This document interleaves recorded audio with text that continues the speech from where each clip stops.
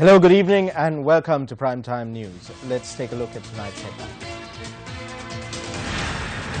Chogam 2018 commences tomorrow. President heads for London. Why don't the public benefit from highway projects? All spill gates of the Udawalawa Reservoir opened after 3 years. US issues warning to Syrian regime. Commonwealth Games conclude. Sri Lanka ends with highest medal tally in its history at the Games.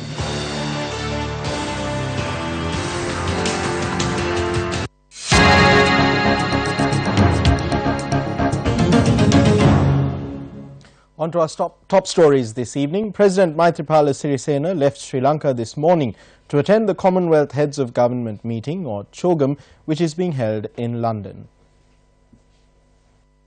The Commonwealth Heads of Government meeting will commence in London tomorrow and will be held until the 20th of this month. The theme of this year's summit is Towards a Common Future. The last Commonwealth Heads of Government meeting was held in Malta, and Malta, which holds the position of Commonwealth Chair in office, will hand it over to the United Kingdom this year. President Maithripala Sirisena, who is attending the summit, will undertake an official visit in the UK till the 21st of this month. During the visit, President Maithripala Sirisena is also scheduled to call on British Prime Minister Theresa May and several other heads of state. Issuing a communique, the President's Media Division said President Sirisena will address the Commonwealth Business Forum too. The head of state will also attend a celebratory event to mark the 92nd birthday of Queen Elizabeth II. All arrangements have been made here in London to receive and welcome 52 heads of states at the 25th Commonwealth Heads of Government meeting. The theme of the summit is Towards a Common Future. The President Maithripala Sirisena will arrive in London today, this evening, and will be attending CHOGM on the 17th. The President is to hold bilateral talks with Prime Minister Theresa May and some of the other state leaders. The security has been beefed up in the city, and Newsfirst will keep you updated and give you a comprehensive coverage on all developments. That was Malsani Attanayaka reporting on the sidelines of CHOGM in London. An almsgiving was held today in remembrance of the victims of the Meetotamulla garbage dump tragedy, marking 1 year since the incident that shocked the country. The people of Meetotamulla took to the streets on more than one occasion to protest the dumping of waste here.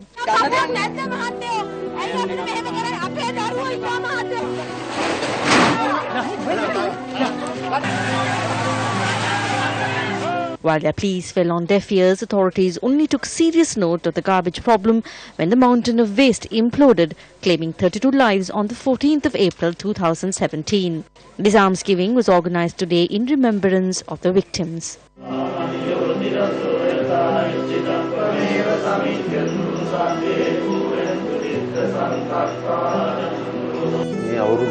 How many promises have been made to us throughout this past year? Have any of these been fulfilled? Will they be fulfilled in the future? I have grave doubts. We will not leave this garbage dump as it is. It must be removed from here. I must mention now that over the next 2 years, we will transform these premises into an urban park. The empty quarries in Aruwa Kadu will provide an 80-year solution for this problem. As the government, we will not neglect this responsibility. We will take charge. No matter who started it, we will take the responsibility of correcting it. In all of South Asia, Dompe is the most scientifically proven location to serve as a landfill. We are in the process of forming 5 more such locations in Sri Lanka. The country needs a centralized waste management authority which is empowered to enforce laws in relation to waste management. While the dumping of waste in Meetotamulla has been halted, waste mountains have begun to form in protected reserves across the island. Experts opine that the Guhagoda garbage dump in Kandy, which is second in size only to Meetotamulla, will soon be the scene of another catastrophe. Notwithstanding protests, the Kandy Municipal Council continues to dump its waste here. Waste is also being dumped in the Buddhangala Sanctuary, a protected forest reserve under the purview of the Department of Forest Conservation. This footage proves that the landfill is a threat not only to human life, but to the wild elephants who make their home here too. A skyscraper built out of garbage is also beginning to take shape in the Pallakadua area within the Digavapi Reserve. This has already had a severe effect on the local wildlife.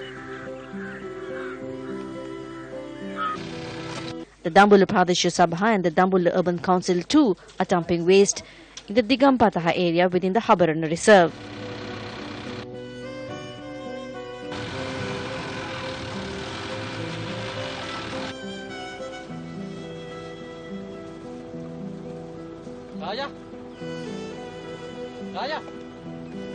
The Giritalemineri Reserve too is being destroyed through the dumping of waste.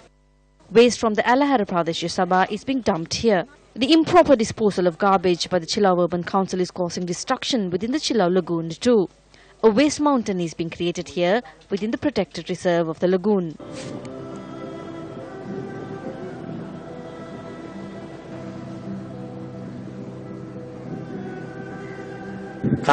The Urban Council dumps waste among the mangroves in the lagoon.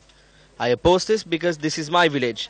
They brought false charges against me and imprisoned me. Does the Urban Council have the right to dump waste in the mangrove swamp? An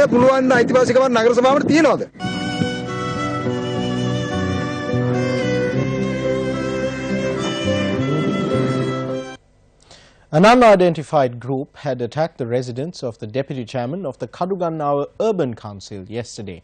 S.K. Wijayaratne, the deputy chairman, claims that an individual who was a candidate for the recent election on the Podujana Peramuna ticket is responsible for the attack. The attack on S.K. Wijayaratne's residence on the Colombo Candy Road in Kadugannawa was carried out last evening. While no one was inside the house at the time, CCTV cameras had captured footage of the attackers arriving in a lorry and a three-wheeler.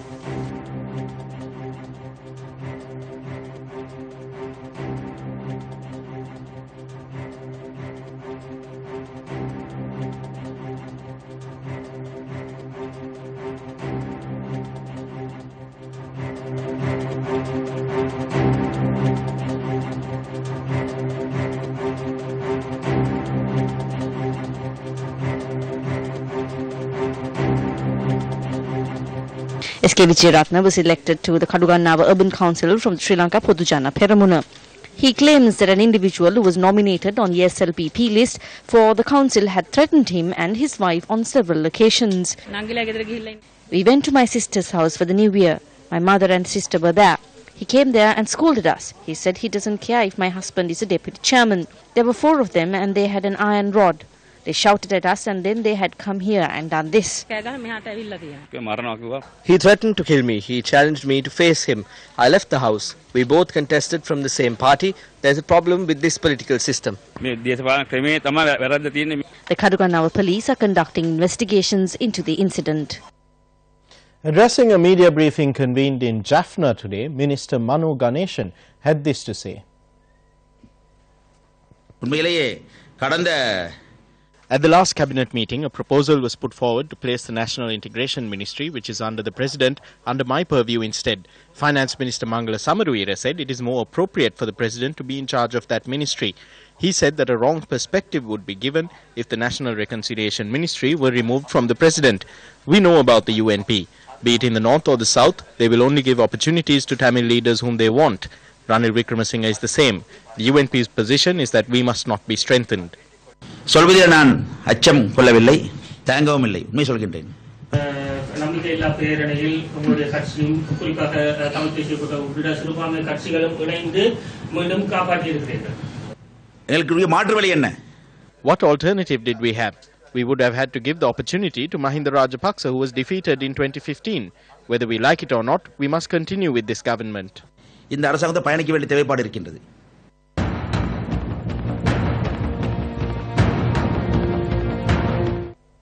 On countless occasions in the recent past, expressway projects, including ongoing projects, have been plagued with allegations of unnecessary spending and improper feasibility studies.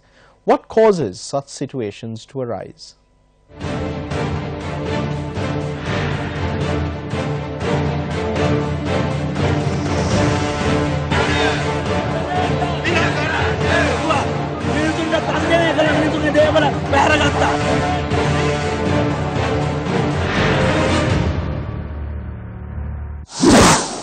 The total distance of highways constructed and currently under construction in the country is 325 kilometers. The estimated cost per kilometer is 2.9 billion rupees.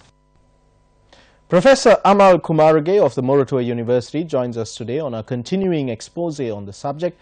Professor, for a country like Sri Lanka, is a highway construction cost of 2.9 billion rupees per kilometer normal? Well, I think it is fair to say that our costs are substantially higher than some of the countries around us. One of the documents I have seen coming out of a comparison of World Bank funded projects is that they have found that the cost of highways increases with the transparency index. So which the interpretation of that is that where corruption is rampant, the construction cost goes up also. So the fact that our construction cost is going up may have to be viewed rather suspiciously also with the possibilities that some of those practices are inflating the costs. There are also other reasons. For example, the design itself, right?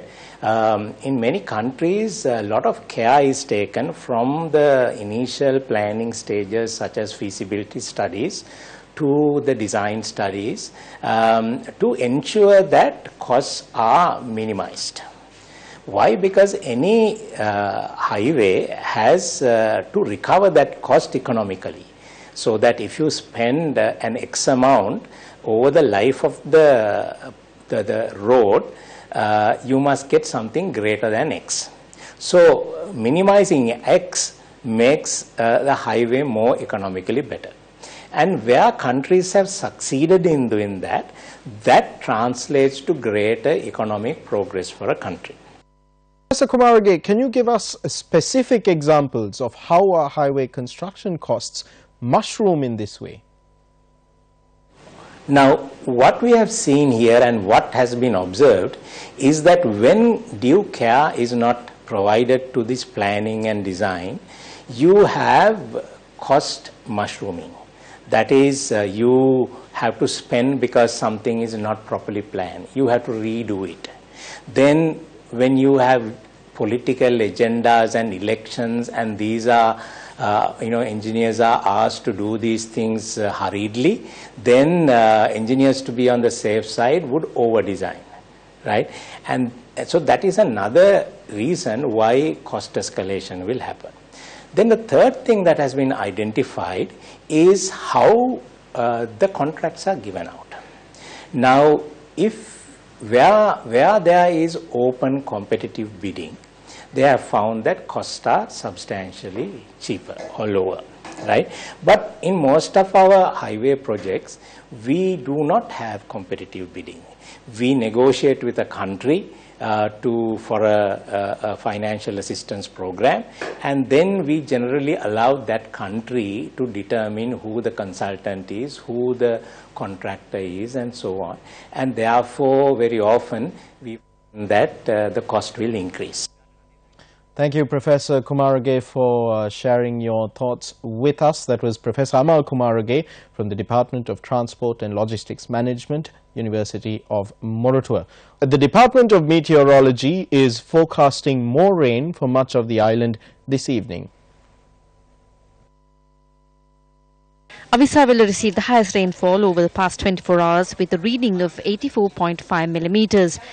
The Met Department is forecasting more rain for much of the island in the next 24 hours with the possibility of showers exceeding 100 millimeters in the western, Sabarakamuwa, southern, central and Uva provinces. The intermonsoonal system is currently active. This is why we are experiencing thunder showers in the evenings. We expect these conditions to continue until the 18th of this month. It is possible that rains will continue thereafter too. All spill gates of the Udawalawa Reservoir were opened today amid the heavy rainfall. People living downriver from the reservoir along the Walaveganga were requested to exercise caution due to rising water levels. Heavy vehicles were also barred from using the road atop the dam due to fractures in the columns holding up the spill gates. Motorists were encouraged to use alternate routes. All spill gates of the Udawalawa Reservoir have been opened for the first time in 3 years.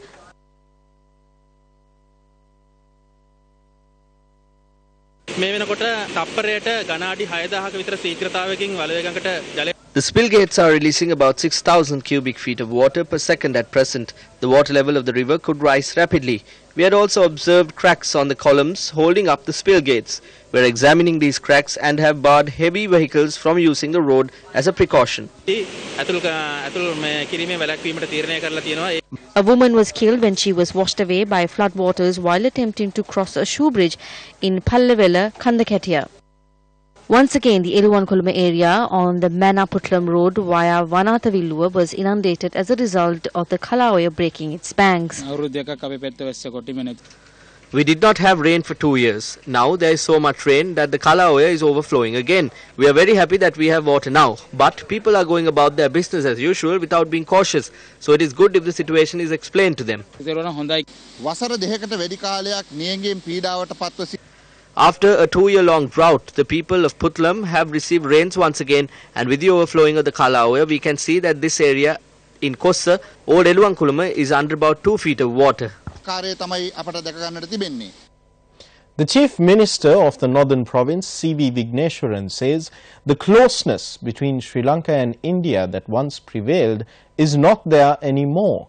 The Chief Minister expressed these views speaking to reporters attending a New Year celebration in Tirunelveli, India. India's The Hindu newspaper quoted the Northern Province Chief Minister as saying, though the neighbours did not have strained relations, the closeness that once prevailed between the two countries was also not there anymore.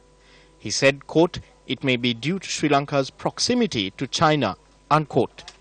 Vigneswaran added that no steps have been taken to facilitate the repatriation of over 1 million Tamils who had fled to various countries, including India, following the crisis.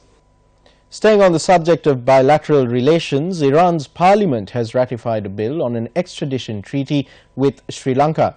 According to Iran's Mehr news agency, a total of 203 lawmakers were present in today's parliament session, and the bill was ratified by 153 yes votes, 11 no votes and 7 abstentions.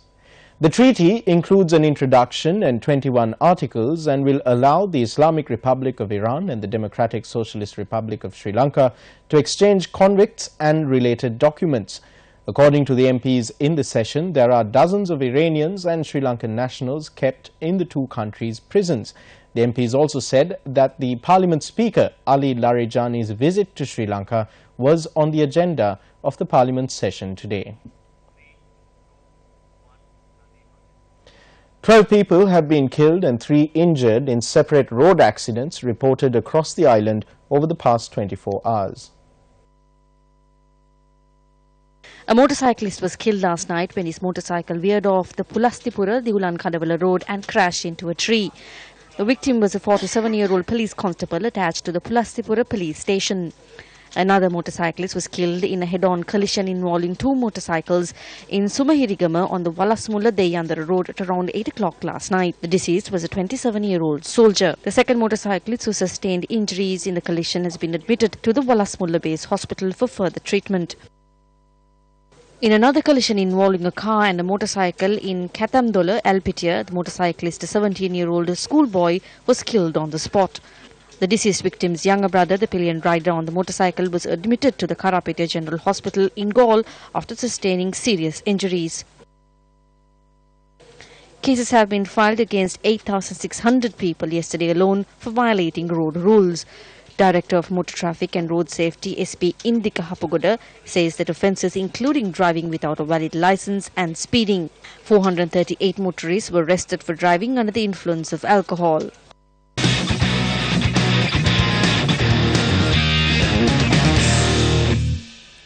The 21st Commonwealth Games concluded in the Gold Coast, Australia today. The 22nd Games will be held in England in 2022. And that's a wrap of Primetime News. Before we leave you tonight, I'd like to leave you with a thought, which is appropriate given the current stormy conditions that we are facing. Reason generally cannot calm the storm of emotion until it settles down and allows reason to rise again and apologize on behalf of it. I'm Nadim Majid. Good night and good luck.